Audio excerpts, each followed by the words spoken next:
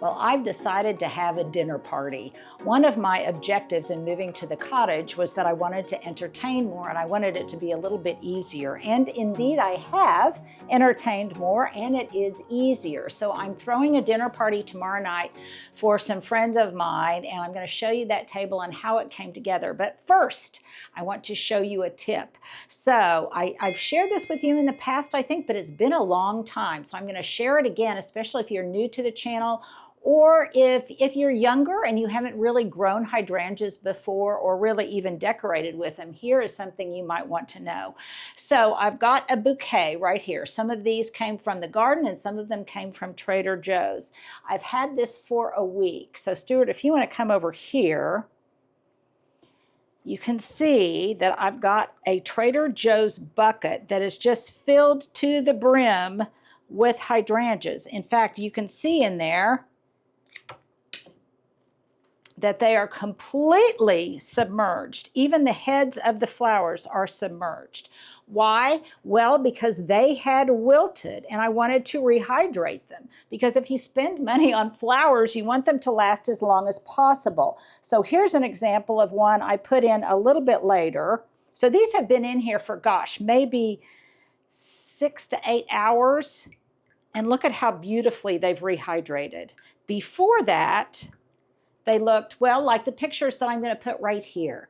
You can see when I first put them into the bucket how they're kind of desiccated and shriveled up. This one hasn't been in there quite as long, and you can see on the edge some of them are browning.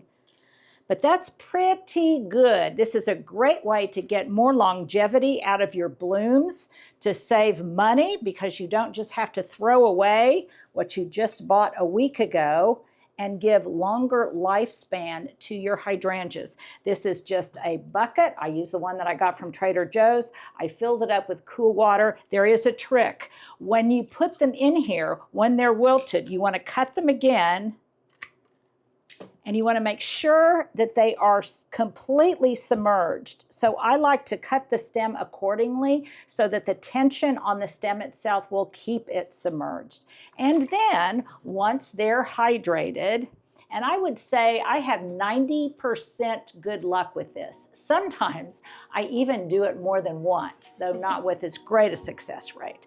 But it is definitely a way that you can revive wilted hydrangeas.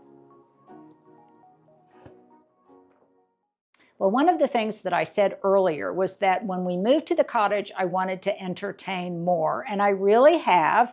And in fact, I'm giving a small dinner party tomorrow night for some girlfriends, and I thought it might be fun if I shared my point of inspiration with you, kind of the theme of the dinner party and how I'm going to set my table. So these are friends with whom I have a whole lot in common, and that is basically the premise for the table setting. These are things that I'm using that they have gifted me. There's a common thematic kind of surrounded around our love of safaris and Africa and that kind of thing. And this is how it's going to come together. So my first layer, by the way, I did pull out my table and I will position the chairs around them accordingly. But my first layer consists of 2 inexpensive throws, and I will give you the link to these. I've seen these just about everywhere. I've seen them, it seems like every merchandiser carries them. And I used 2 because 1 really wasn't sufficient to cover the whole table, and I actually just had to. They were on one of the chairs in the great room, so I just stole from Peter to pay Paul, and I put 1 in one direction and the other in the other direction. And by the way, these come in all sorts of different color sways, and I'm tempted now to get them in different colors now that I know this works so well. And a lot more economical probably than if I had gotten a tablecloth. The other advantage to using these kind of blankets is they don't require any ironing. Not only are they inexpensive, but they're knit, they wash beautifully, and it's just an easy tip. So that's, put up the little light bulb, Stuart. That's tip number 1. So when we come back, I'm going to show you my first layer, and then layer by layer, we're going to build the table. Okay, so my inspiration is going to be all about color, texture and the African savanna of sorts. So this is my first layer. These are placemats. They will help not only protect each place setting from food messes, but they also add kind of a textural element. Well, here's the first one, and there's the rest.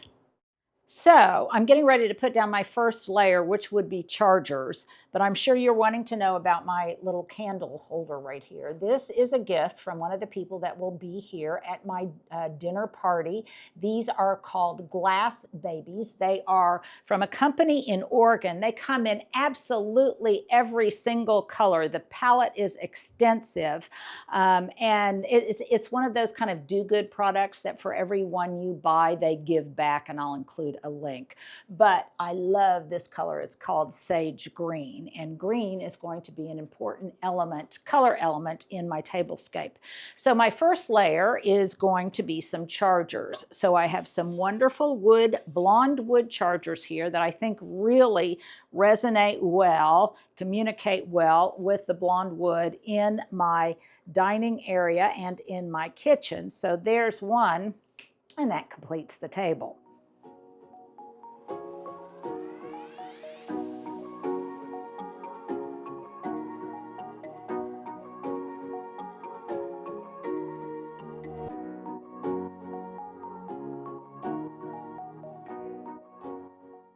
Well, setting this kind of table, I think, is the best of fun. I played with it all morning. I was listening to French Jazz Cafe on Spotify. It was just so much fun, and I encourage you guys to do this kind of thing too. Not because you have to do it, but because it's just fun, and I think it is really a creative process. And I started to say that I just had so much fun piddling this morning, but I know all of you in the UK and Ireland will laugh at me because piddling means something different over there than it does over here. So I was puttering this morning. Okay, now for my next layer. Now definitely one charger is typically sufficient, but because I want this to be all about texture, I'm going to add another textural element in the way of a second charger. Now here's my question of the day, and you can wait to answer this question till you see the completed tablescape at the end. But here's my question. Would you use just one charger or two chargers? And if so, which one? The wood or the rattan? You tell me. Okay, so there's the rattan layer on top of the wood. And there's that addition of that wonderful textural element. Now, there's another reason why I want to use this second charger, and it's because of the weave of this rattan. I've got another thing that's going to be part of my tablescape that repeats this exact weave. So I wanted to make sure that the table, like my garden, is harmonious. We're shooting this at the end of the day, you guys, and I'm just going to be honest. At the end of the day, after being outside in the heat all day, I'm a little bit blah, blah, blah, blah, blah. So forgive me. I appreciate your forbearance. Okay, so now for our next element. Now, anytime I can use my Christian Dior malachite china, it is a good thing. This was my wedding china. I have not regretted my selection for a moment. In fact, I think I love it more now than I did when we first decided on it. So here is the next, I guess, most practical layer, the one we'll actually be eating off of. And now that they're in place, I think you can see just how important this element is to the kind of vibe that I'm trying to create. Number one, now we are introducing some sheen to the table in the way of this gold rim, and definitely we are introducing some of that really brilliant malachite color that I think speaks to, well, just to the aura and the atmosphere I'm trying to create. Okay, now we're going to have some fun. I have been wanting to do this tablescape ever since I first bought these plates. And by the way, they are time and table. I got these at Walmart. If you followed me for any length of time, you know that I used them last Thanksgiving. And I think they look absolutely fabulous. There's the first one with the rest of this composition. So tell me what you think, because not only do they look kind of like a leopard print or an African fur print, but they also have a thin gold band around them, which really kind of repeats the gold band around the malachite china. So I think that's important. Okay, now what are we going to do next? Okay, and now we're going to introduce a little bit more sheen with our flatware. So this is my Oneida flatware. It was also my wedding place settings, and you can see there's a little bit of a gold note on it. So it repeats the same feature that's on both the dinner plate and the salad plate. And as you can see here, now, do you agree? So it's all starting to come together. Now let's talk sourcing a little bit. Okay, these, as I mentioned earlier, these are from Walmart. This is also something really fun because these chargers, one of the guests tomorrow is my friend Deborah, and she and I both bought these when at the Oklahoma City Museum of Art, they were having a big sale in their gift shop, and she and I both bought some of these together. So that will be fun. She will recognize that. These I bought online, and these inexpensive placemats that we use almost every day, I bought these online too. So now you can see how it's really, really starting to demonstrate kind of what I'm trying to accomplish. So this is a celebratory dinner of sorts, and it's also something well, let's say we've all been traveling and we're all going to share adventures of our travel. See, I have trouble talking at the end of the day. I'm so sorry. But like I say, I try to show you my uglies too. So one of my friends just got back from Wimbledon, and I just got back from Ireland, and another friend just got back from North Carolina where she was visiting her grandchildren. And the fourth, well, that's a mystery. And as long as we're talking about things that glitter and gleam and reflect candlelight, it's time to put down our crystal or our glassware. We will be drinking wine. So I've got these as our wine glass, these as our water glass. There's the first in place. So you can see that the glassware is already starting to reflect the candlelight. I think it's beautiful, and it adds another dimension to the table. Now when we come back, we're going to show something really fun. I've had these for a long time, and I have just been dying to use them, and now I have the opportunity. So I've got these wonderful hand towels that have very much of kind of an African tribal quality to them. And I got these at Shop Good. I think they were like $1 a piece. At one time, I think they were very expensive, but they had used them in a display at their store, and they were starting to put on sale some of the things that they had in the back room that they had used for display. But I've got two patterns. These were also there on sale. They also have that same kind of African quality to them. This one has fringe, and I do have 4 of these napkin holders. So if one looks great, and in my opinion, 4 looks fabulous. I love this kind of like spotted groove that we've got going on in the napkin rings, in the napkins, and in my spotted leopard, but very inexpensive plates. And I also like the fact that this introduces another element, another textural element, and a little bit more clear and clean and defined graphic quality to the table setting. So now for all of the embellishments.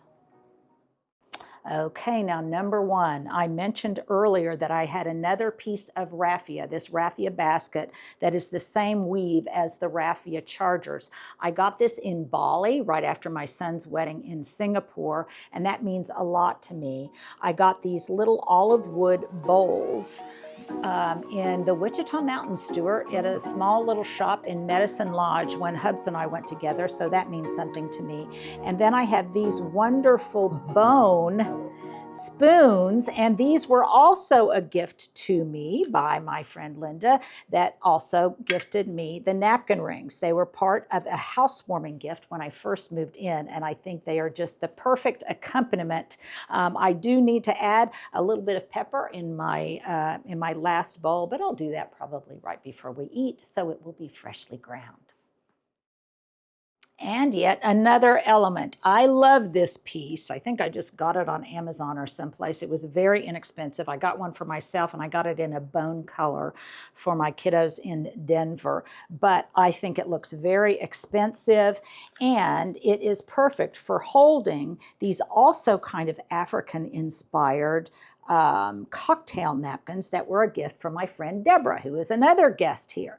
So as I said, the table is kind of a nod to all of the things that we love and some of the gifts they gave me, and I want them to know that I actually use. I also have here, because we will be drinking wine, some wooden carved little animal, African animal corks that will go in the wine bottle after we open it. And I think they are starting to bring it all together. Okay, now since we'll be drinking wine, I don't know that this is the wine that we're going to be drinking, but here was a tip that I shared with you last year. This was my house wine that we selected after we had a wine tasting party at the cottage, and I saved all of the green bottles to use as just water bottles. So this will be a stand-in for the green water bottle that I will put on the table beforehand. Oh, and I need to show you this. This is a very, very sweet plate. I don't know its provenance other than it came from my son Jamer as a Christmas gift, and I love it because he knows I love this type of graphic black and white pattern, and it's got a gold rim too. Well, very good. Well done, student. Well done. So I think that's beautiful. And then I've got one other fun element. I've got that same pattern in a bowl. Now, truth be told, Stuart, do you have a confession to make? I'm a animal. Yeah, he can barely talk because he's got another one in his mouth. These are our pitted medjool dates, one of my very favorite sweets. And they are a perfect sweet before or after dinner, especially with these cute little wooden picks in them that are also kind of African inspired. There's a zebra, there's a giraffe, there's an elephant, l'elephant. And again, this bowl matches these plates. So I've got these here, and I'll probably continue to play with the composition. But I know you're already thinking, Linda, something is missing. Something is missing. Well, when we come back, I'll show you just what those things are. So I'm sure many of you recognize these battery-operated little candlestick lamps. I see these in restaurants all the time. And I love using them for just this kind of thing. So I've got a little bit of candlelight. I've got more illumination from these, and I will include the link. These are battery operated and do need to be recharged, but I think they're really wonderful. And I also think they will be flattering, especially when I turn down the lights. And I've got one final flourish because I know you're thinking, Linda, I can't believe you would have a tablescape without any flowers on it. And yes, I do have some blooms for the table, but before I bring those out, I want to give you a tease about what's coming up next, and that is we have a very, very special performance by my friend Dovey, who I believe, well, let's just meet her right here. Well, I think the best way to refresh and reboot in a hot, sticky summer is by meeting someone new. And I have done just that. And I want to introduce you to Dovey, who I just met here recently, just recently. Yeah, very recently. And Dovey lives in New York City. She's an accomplished pianist. She's in your second year at Juilliard. Going to my third, yeah. Going into her third year. And we'll talk a little bit about how we met. You have an Oklahoma connection here in the neighborhood. Yes, so I'm visiting my cousins, my aunts, uncles here in Oklahoma, and they live just a few streets down. And one day my cousin was driving me by and she said, oh my gosh, you have to meet Linda Vater. And she said, look at her garden. I said, oh my goodness. I couldn't believe it. I saw it and I said, oh my gosh, I'm in fairy tale wonderland. So we happened to be driving by. Yes, was it yesterday morning already? Yesterday. Yeah. I mean, It's feel just like I know you. it's just kismet. And so she was watering her beautiful garden in front, and my cousin said, we have to get out and meet her. And then it just kind of went from there. And We have so much in common. Right. So I think that's the basis of immediate attraction to somebody is what do you have in common. Mhm. And in addition to the fact that I, as you all know, I adore piano music. So when I heard that and I kind of stalked her a little bit on her Instagram, and Stuart, right here, let's put up her Instagram feed, her Instagram profile, so you can follow her too. But then we started talking about other things that we have in common. You love to cook, you love to garden, you love New York City. We've got some mutual friends there. And it was just kind of made to be. And in fact, Debbie might start contributing a little bit to the channel. Like I say, I feel like I have known you forever. And of course, your cousin lives in the neighborhood. I know her. Yeah. And so I think so it kind of all came together. But you never know who you are going to meet when you're just outside working in the garden. There is no better way to connect than to grow a garden. So with your permission, could we put up just a little segment here of your beautiful piano playing? Absolutely. Unbelievable. Stuart really good. and Debbie have been talking all about music and Stuart's daughter and all of that good stuff. And it's just so fun to meet a new person, because you talk about a way to refresh your summer and kind of reboot during the hottest, stickiest time of the year. Well, meeting someone new and young and talented and fresh is the best way to do. Thank you. That's so beautiful.